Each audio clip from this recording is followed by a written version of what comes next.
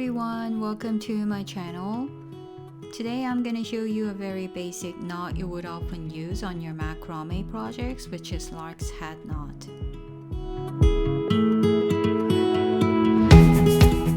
So here's how you do it. First, fold your rope into half like this. Place it in front of the dowel with the loop pointing up.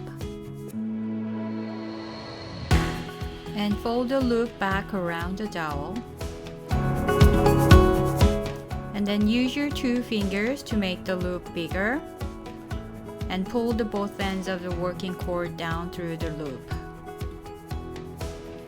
Now you see the finished knot where the bump is facing you. Now I'll repeat again.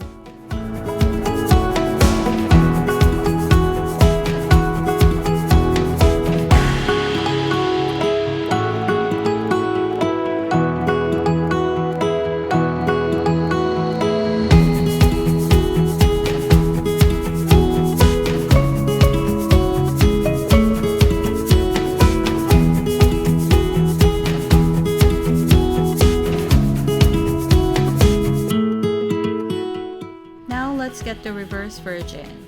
This time, instead of placing the loop of the cord in front of the dowel, place it behind the dowel with the loop pointing up.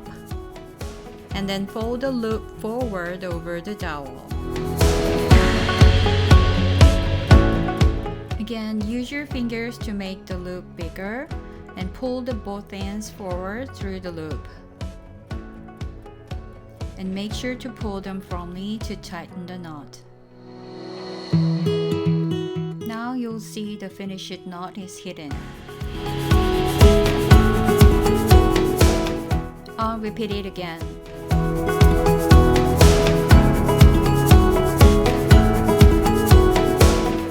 This Lark's hat knot is one of the mounting knots which is used to attach your working cord to materials like a dowel.